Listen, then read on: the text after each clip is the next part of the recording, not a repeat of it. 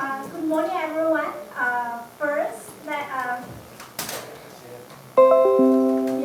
So we have a very fully packed meeting room. First, I want to send a very welcome to our delegation from China, from the university and other, including scholars and entrepreneurs.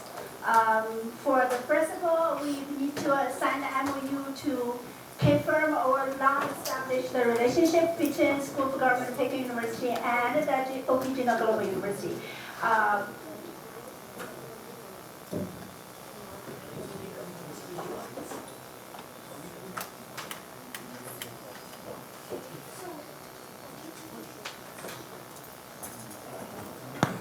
Okay, so I want to announce now we have the MOU signing between Peking University, the School of Government Peking University, and Original Global University. Let's invite Professor Yu Keping, Dean, School of Government Peking University, and the founding Vice Chancellor, Professor C. Rajakumar.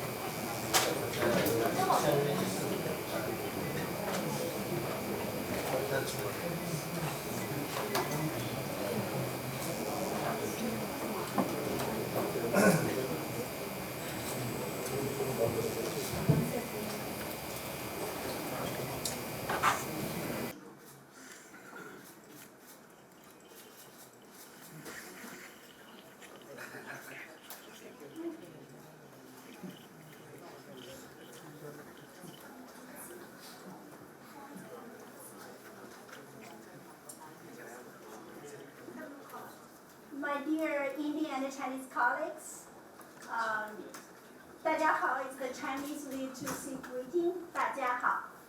So I want to say English is very good morning to all of you. So to witness this kind of MOU signing between School of Government and the Original Global University. Actually, it's also a great honor, for us to welcome such a big delegation composed of very distinguished scholars and also entrepreneurs to come here to spend the whole day with us, for a seminar to talk about governance, normal setting, and compliance across cultures. So we have the Bilateral counselor, Mr. Dia, to join us.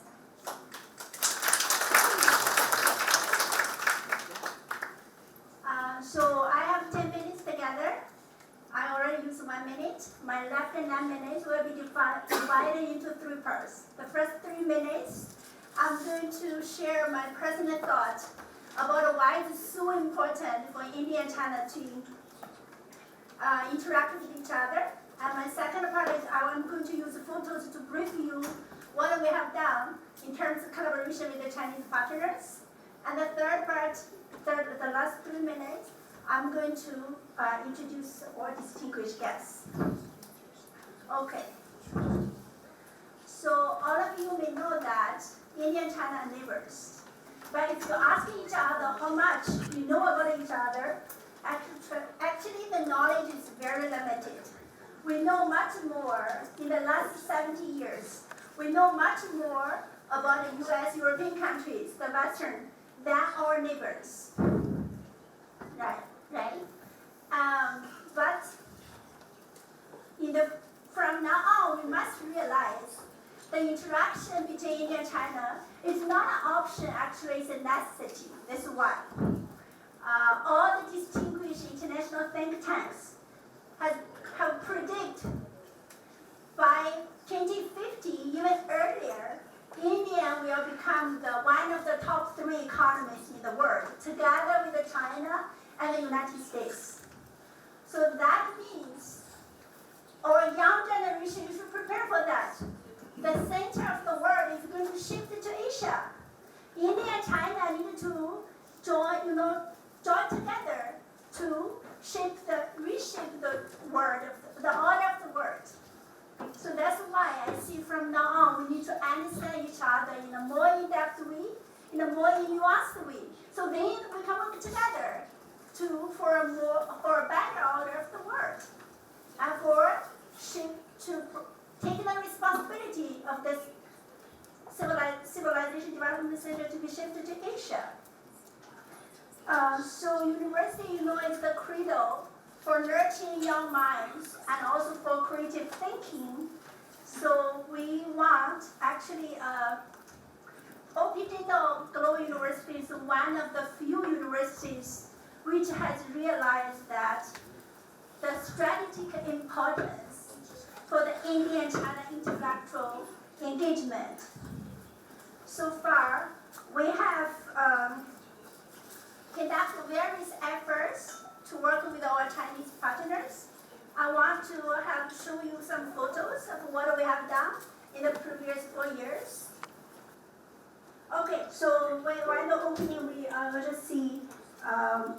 You might know that India and China, in terms of student exchange, can you guess how many Chinese students study in India now?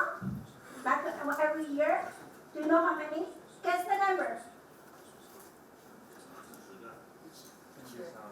Okay, 51,000. Another? Including short-term exchange, degree studies, about 2,000 students study in India a year. Do you know how many study in China? Indian students study in China. Huh? 20,000. But even the 20,000 compared to the population is so smaller. So how can we nurture the young mind, for the interaction between India and China? Of course, we needed the young generation to have the exchange, to feel their culture, to be on-site.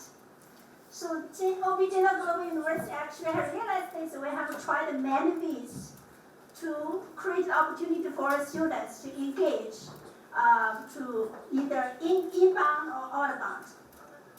So can you imagine in this year, we're just a young university, small university, but we have 47 Chinese students. With it, short studies, master-based exchange, degree study at OPJ Global University. Of course, we will have more through this kind of MOUs and others. Okay, so we have created different programs. For example, we have semester-based exchange program with the China University Political Science and Law. Is that what you want? Okay, so let's begin with the student exchange first. Can you switch off that light there? Those lights there?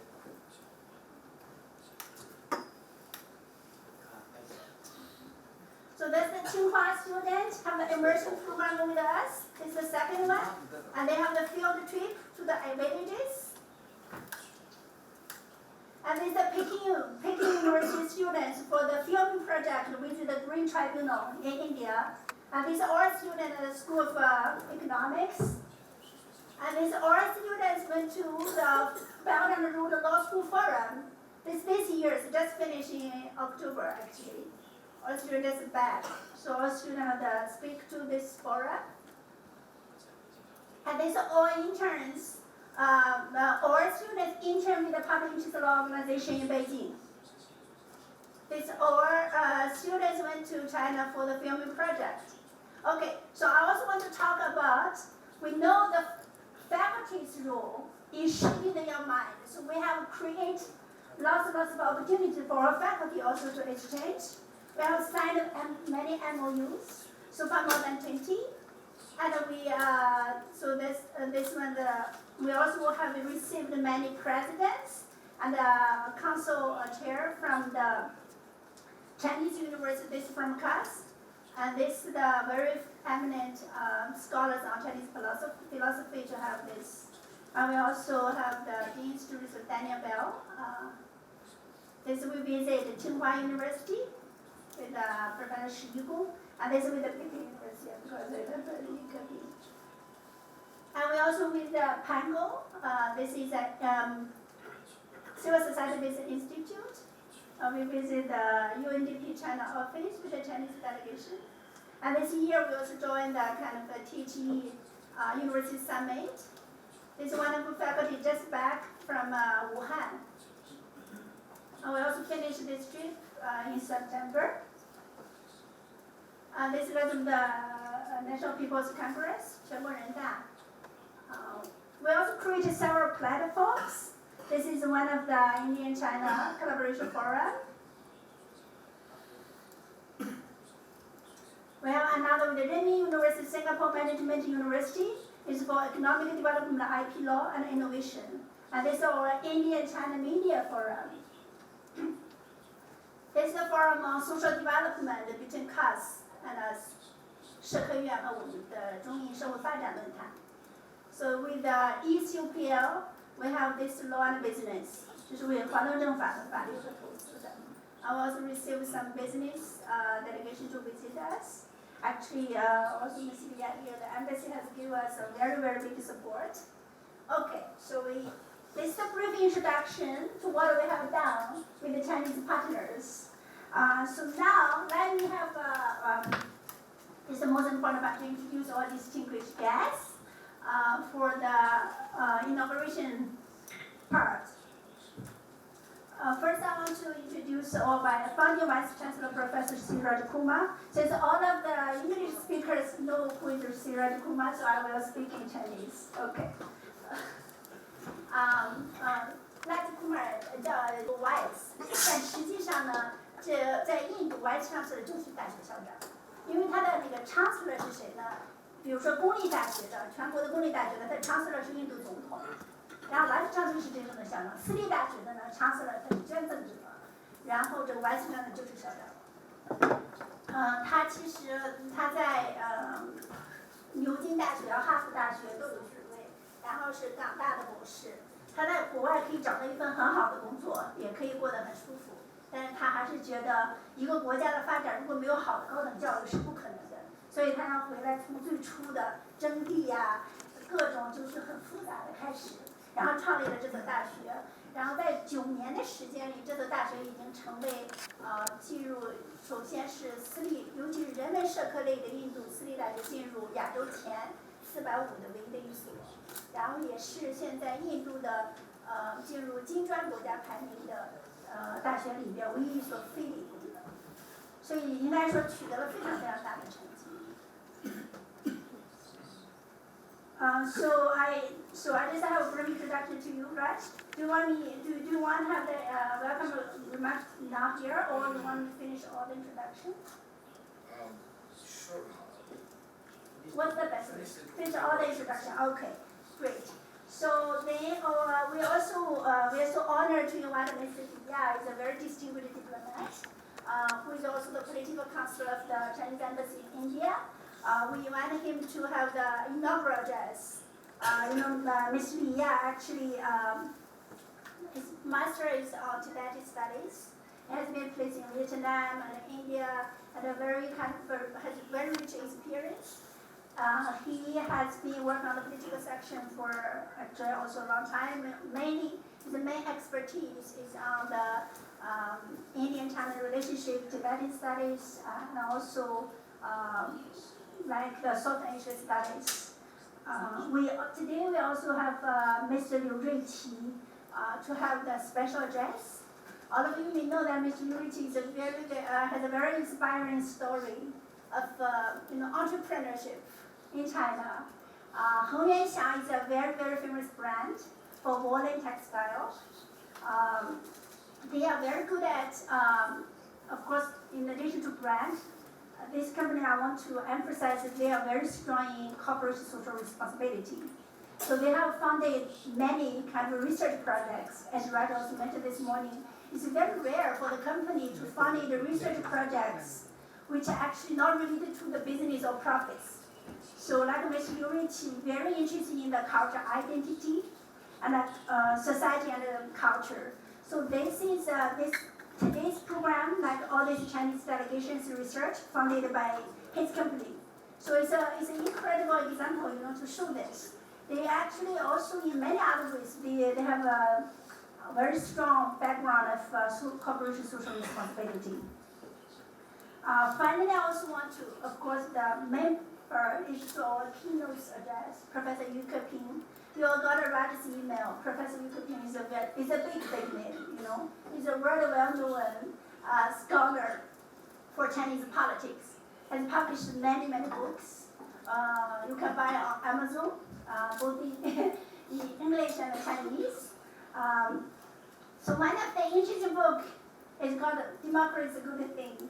It's a create wide discussion, not just in China but around the world.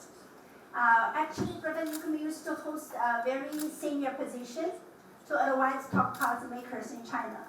So this is why even you may have heard that Chicago University have a very distinguished journal called China Quarterly. Actually, China Quarterly have a special paper mainly discuss what's his contribution as an intellectual to the Chinese good governance. So the name on the China Quarterly called Yu Keping and the Chinese Intellectual Discourse on Good Governance. So now I stop here. I don't want to waste too much time. I give over, get distinguished guests. First, let's invite Professor Cyril Kuma to have the welcome address.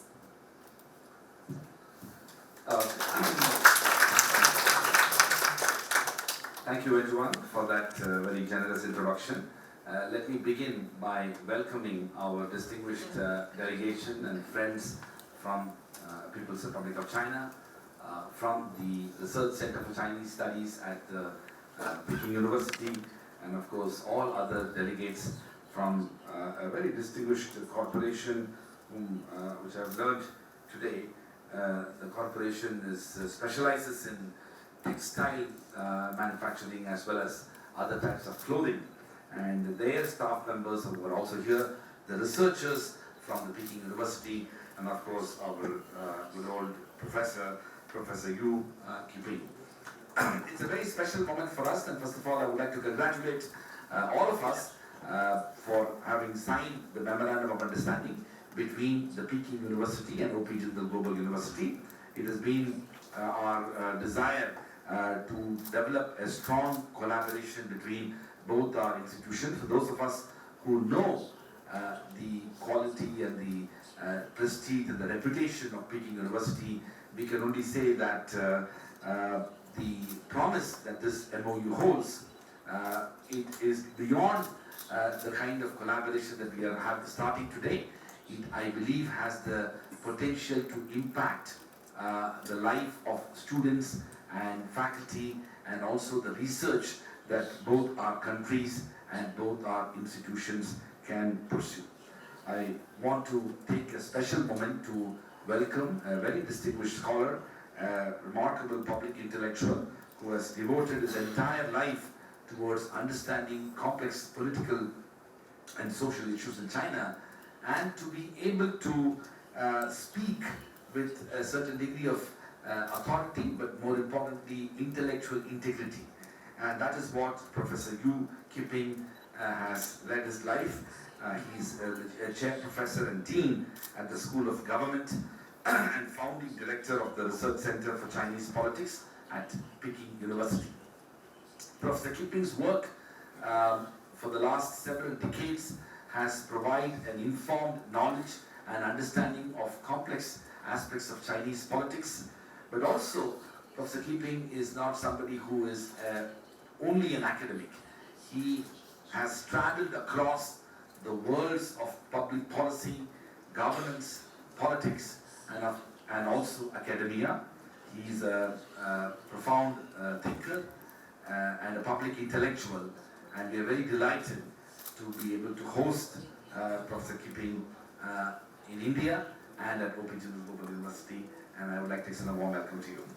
I also want to extend a warm welcome to Chairman Liu Ruqi, who is Chairman of the Board, International Bilateral Arts, as well as Hung Yuan Xiang Group. Of course, for those of you who will see the card of Chairman, I have received 2 cards, business cards from him, and both of which calls his name as Legend Liu. Now, for those of us who understand English here, Legend, the name, which happens to be, at least here, his first name, Legend speaks volumes about the man himself. He is an extraordinary individual who has had the far-sighted vision to be able to build a corporation, but also to collaborate with an academic institution. As I mentioned to Chairman Liu, that Chairman Liu, like our founding benefactor, Mr. Naveen Jindal, are individuals who are able to think beyond what a corporation can do towards its shareholders and the businesses that it can promote. These are individuals who care about the society at large, who care about the humanity, and are able to integrate what a corporation and company does towards the larger contribution towards society, and that is what has brought Chairman Liu along with his colleagues to India. I would like to once again extend a warm welcome to Chairman Liu as well as his colleagues from his corporation. I want to take a moment to welcome Mr. Li Ya, Political Counselor, Embassy of the People's Republic of China. As Mr. Ya knows, we have a very strong and a very close relationship with the embassy. The ambassador is a very dear friend, and many other staff members, including in the educational and cultural division of the embassy, are very strong supporters of our institution and the collaborations that we are building with China. I want to briefly mention the importance of this engagement, and I know we're going to spend the whole day today talking about various issues. Let me start by saying that my colleague Wen Juan, who is herself a distinguished scholar and the first Chinese professor hired by any Indian university, and who has led the establishment of the Center for India-China Studies, and very consciously, very meticulously, in a very committed and dedicated manner, fashioned the creation of the center, but also evolved the center into its present status. As you saw, in a very short span of time, just as the university, but also in this case the center, has grown leaps and bounds. It has created extraordinary opportunities for our students to engage with China, to travel and visit and study and work in China. It has created opportunities for Chinese students to study and be part of India and be part of Jindal. It has created opportunities for our faculty members to teach in China. It has also brought in Chinese professors to India and to Jindal. It has evolved research projects, conferences, other immersion programs, lecture visits, and also engagement at the highest level. We've had visits from the National People's Congress Standing Committee members coming to our campus and to engage with our faculty. The type of engagement that both Wen Juan and the Center for India-China Studies has created is quite extraordinary for a center which is very new and has only been created very recently. But I also want to say that most observers and most commentators and most people who look at India and China have, in my view, very unfortunately, have limited this engagement to trade, to investment, and the potential business opportunity that is available in both our countries. Even the numbers in terms of possible students going to India and China. I think a big part of this conversation is really about what this conference is all about, what this seminar is all about. It is about understanding two old civilizations, two historically evolved civilization and cultural heritages that both of our countries represent. It is much beyond what the gross domestic product of each of our countries have. It is even beyond what both our countries will have in the future. There are all kinds of predictions which say that at some point of time, India will overtake China in economic growth and development, and there have been predictions which say that India's demographic dividend, comprising of over 850 million people in India who are less than 35 years of age, this extraordinarily impressive demographic dividend that India has will make sure that Indian growth and development for the future will not only compete with China, but also other countries in the world, including Japan, United States, and both the West and the East. But I'm not impressed with all of this. I believe that the future of this relationship is not going to be based upon the promise that trade and investment and business can hold for both our societies. It is going to be based upon our ability to understand as people and to redraw the historically evolved relationship, the historically evolved societal understandings, the historically evolved people's understandings of very old civilizations and very old histories. So old that most of us in this room may not even be able to grapple. In fact, much of the focus on both strategic thinking that is prevailing in our country and in China, and of course the West, has unfortunately focused on this relationship in the last 75 years and the challenges that we have faced. Very little work has been done to really go deep into this historically evolved engagement between two neighbors. Nobel laureate Professor Amartya Sen has constantly talked about this relationship in all his lectures, and he does not hesitate to recognize the extraordinary things that China has done and what we in India need to learn from China. The social and human development indicators that has reflected a very high degree of spending in China on both education and health has resulted in China becoming what it is. But even Professor Sen talks about the context of cultural exchanges and engagement that has always prevailed between two of our societies. So, I want to end by saying that Peking University and OP Jindal Global University has an important responsibility. They both have a responsibility for the future.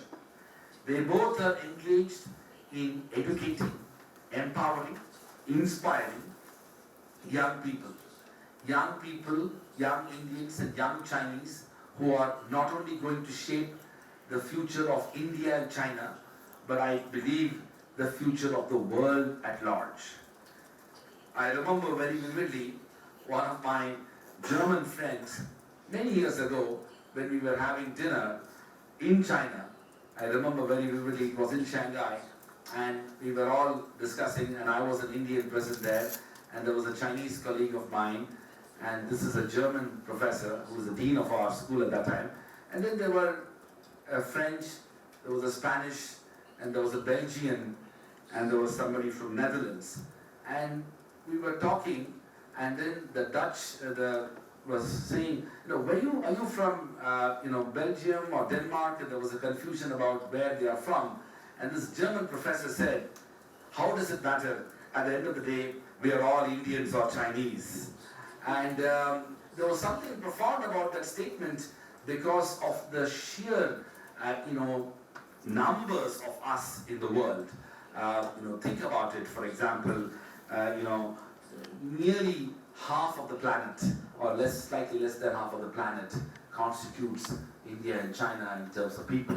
So that means that universities like us have a very big responsibility, and it will be a shame for us to focus this relationship on GDP as well as trade and investment. While all of that has an important space in this relationship, the heart of the relationship is about trying to understand us as people and then to focus on the future of the world at large. In that sense, I want to end by drawing upon a very important initiative that is being promoted starting today. There's nothing to do with our conversation.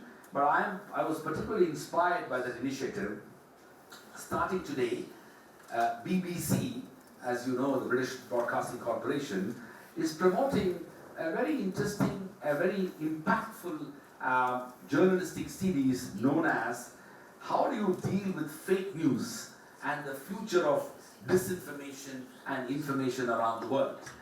I raised this because of the fact that, and there was a very beautiful documentary which BBC has produced about fake news in general, but also how truth is becoming an increasingly difficult commodity in international politics. I say this because of the fact that more and more development and more focus on economics and economic growth and development and strategic power among countries, unfortunately, has the potential to lead to individuals moving away from their core values, including the pursuit of truth and commitment to integrity. As universities, which are involved in training young minds and helping them to understand the world better and hopefully to lead the world in the future, it is our responsibility to instill in them a greater recognition of the pursuit of truth. That pursuit of truth with integrity ought to be the bedrock of any academic or intellectual pursuit, including opportunities to build relationships between universities. I can only hope that young Indians and Chinese growing up in India and China and around the world begin to appreciate the importance of truth and integrity and are able to pursue the future of this relationship not only based upon truth and integrity without having them the burden of history. They can refashion, reimagine and re-engage in ways that previous generations couldn't and didn't. And that is why it is important for us to do what we are doing. With those words, I once again welcome all the distinguished participants from China. I want to recognize a few of my colleagues who are present here. Let me begin with Professor Y.S.R. Murthy, one of our founding professors and registrar of the OP Jindal Global University, a distinguished professor in the law school, and who is also director of the Center for Human Rights Studies at our university. I would like to recognize the presence of General Rajesh Kochar, who is the director of the Jindal Institute of Leadership Development and Executive Education at our university, Professor R. Sudarshan, who is the Dean of the Jindal School of Government and Public Policy, Dr. Kirti Nakre, who is a faculty member in the law school, and many others, Professor Klammer from the Jindal School of Liberal Arts and Humanities, and many other faculty members who are present here, including faculty members who are part of the Center for India-China Studies. I also want to recognize the fact that there are outstanding professors who are going to be respondents in the course of today's seminar. As you can see, this is a very interesting seminar fashioned on the basis of contributions from both the Peking University and Jindal Global University. I want to thank and appreciate the contribution of Professor Avinash Godpol, who is an assistant professor at the Jindal School of Liberal Arts and Humanities and also part of the Center for India-China Studies. I can only say that this is going to be the beginning of many more things that we will do together. Once again, welcome to India and to Jindal Global University. Sorry for the address being slightly longer than I wanted, but it was important to say what I said. Thank you.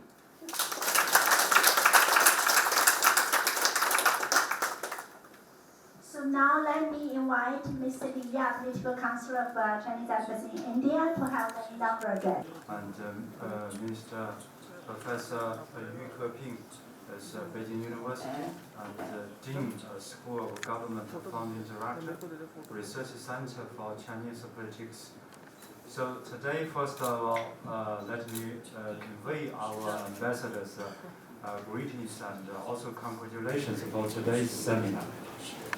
Today's seminar, our ambassador has already promised to attend this seminar, but unfortunately he has a very emergency issue to handle, so he requested me to come and to convey his greetings and also warm regards to all the scholars from China and also from India.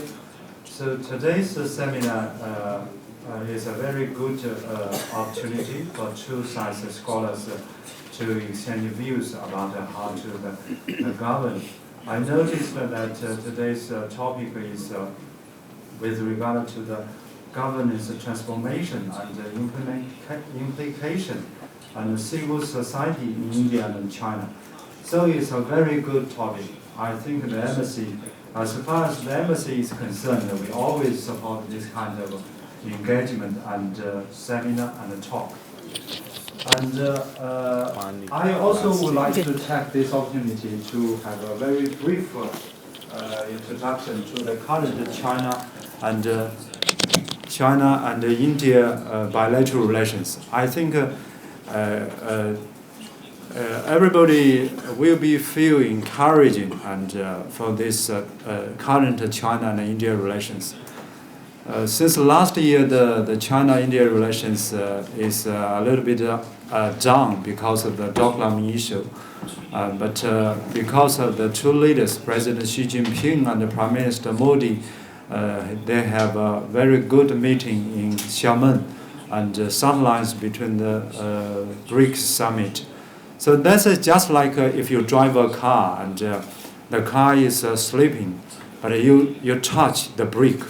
So the relations have a break after the Doklam issue. And for this May's the Wuhan informal summit, just like China, India, and we have give the power. And then the relations is getting stable and also on a faster track. So you can see they're very is on the very healthy and also stable condition after the Wuhan informal summit. And you can recall that after the Wuhan informal summit, the two leaders they already met twice. The one is in Qingdao, the SCU, Shanghai Cooperation Organization Summit, and another one is in Johannesburg in South Africa. That is for BRICS Summit. And we are also looking forward to the third one. It will be in G20 and in Argentina. There is also the sideline. There will be a bilateral meeting. And the two leaders, they reached a lot of consensus, and including we need to have a high-level engagement. So you can see this year, in August, the State Councilor and the Minister of Defense, Mr. Wei Fenghe's visit to India, and followed by State Councilor, Minister of Public Security, Mr. Zhao Kezhi's visit. They both are very important visits. Actually, comparing with the previous years, this kind of visit, especially on defense and public security, is quite rare for the two sides. And we are also looking forward to the third State Councilor and Foreign Minister Wang Yi's visit this December. There will be a very inspiring this new mechanism. We call it the people-to-people high-level mechanism. So it is the first time for this December's meeting. And also India National Security Advisor Ms. Ajit Dova will visit to China in November for the special representative of the China-India boundary questions. So that is a very important engagement. It means that the relations is driven by high leaders. That is very significant for the bilateral relations. Secondly, you can see that the concrete cooperation between two sides are increasing. And according to my knowledge, China right now is still the largest trading partner and is also India is the second largest investment destination. And just Vice Chancellor mentioned we have a lot of potential areas for cooperation, like the trade and investment. I think we are doing a lot of efforts, especially to accommodate the concerns from the India side for the trade imbalance. Since the Wuhan Informal Summit, we import a lot of India agricultural products like the non-basmati rice and also the soybeans and also sugar and some other products. And we also try our best to import the medicine produced in India. Actually, that is what we want to import from India. Just like I think last 7 months ago, there's the hot film in China. That means for the Chinese customers, they want to get the cheap and affordable medicine from India. That is in the interest of two peoples.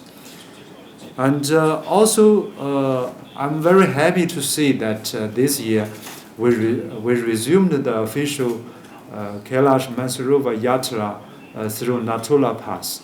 And today, this year, we arrange around 20 million yatrists from India to China, Tibet, to pay homage to the Kailash Mansarovar. So that is a heart-to-heart exchange program. Some days ago in the embassy, we organized some yatrists from India, and we have a very direct dialogue. What's your feeling after the yatris? So they have a lot of comments, and they have a lot of thanks to the government of China to organize this kind of heart-to-heart for the two peoples.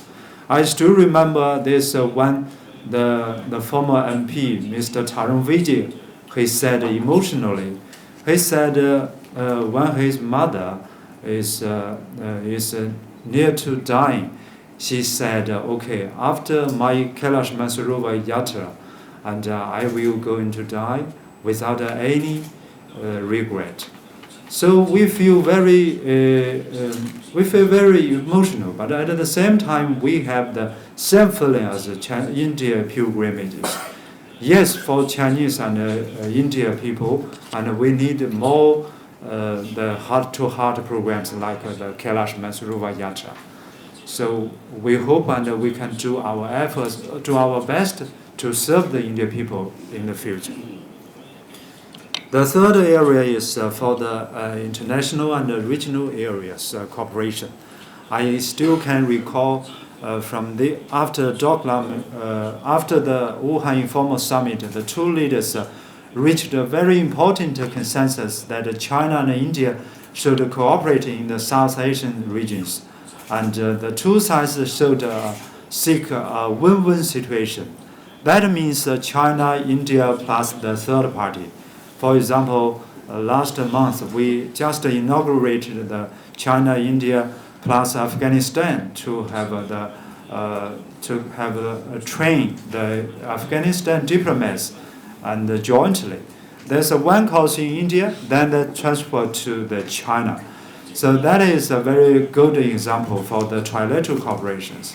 And I think in the future this kind of cooperation, and we can extend it to the Myanmar and the Rohingya issue, and also the Iran and some oil export issue, and also to the Maldives, the Sri Lanka, even Bhutan on those issues. So that is a very new impetus for the two countries in the regional cooperation. Not like the Western countries always a lot of hyper on the competition and also confrontation between dragon and elephant. So now we need to dance together between the dragon and also the elephant. The fourth point is for the properly handle the different issues. It's true, and we have some disputed issues, but how to handle these disputed issues, that is a very need to test our wisdom and also our maturity. I think for the last years, the Doklam issue, the two sides showed the diplomacy, very mature diplomacy and wisdom to probably handle those kind of disputes. So there's after that there are a lot of worry and afraid that another the Doklam issue happen again in this year. But I think with the guidelines of the two leaders and also the two sides, the working level staffers, there's the peace and the tranquility along the border areas is very well maintained. So, and all other issues, we also very properly handle that. So it means that the two countries, they have the wisdom to handle those issues. And despite those issues, we will develop our bilateral relations. So this is the model how China and India can to have the jointly the peaceful development and the common development. And we can push aside the bilateral disputes, and at the same time we can develop our relations very well. And the last but not the least, that I think this year the media, the atmosphere is also a little bit upgrading. And I noticed that since the Wuhan Informal Summit, the Indian media, they give a lot of positive comments on China-India relations, and also keep very neutral position on some sensitive issues. So that is a very positive development, and it will create a very good and significant environment for the bilateral relations. So at the end of this year, when we look back and recall this year's development of bilateral relations, we are very optimistic and also very confident for the future development, for the next year's development. So within this big framework and umbrella, I'm confident that today's seminar and also the think tank and the scholars exchange program are also very important. It will increase the understanding between the two scholars, and also through you and through all of our efforts, and the Chinese people and Indian people, they have a better understanding of each other. Then with our joint efforts, and I think the relationship is very bright and very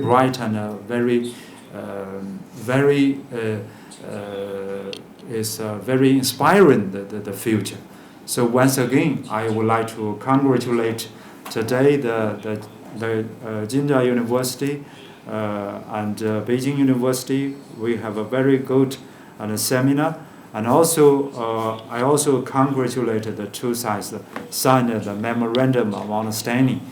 That mechanism will improve the two universities' cooperation on some social science and also exchange programs. And also, through Professor Wen Juan's introduction, I also very happy to see that Mr. Liu Ruiqi, chairman of the board of the International Martial Arts, Heng Yuanxiang, he made the donation for this program. So I think in the future we welcome this kind of very imminent and very outstanding efforts to facilitate the relations. So for the embassy, we will try our best to facilitate this kind of exchange programs and also seminar. So once again, I hope today's seminar will get the success and very fruitful. Thank you.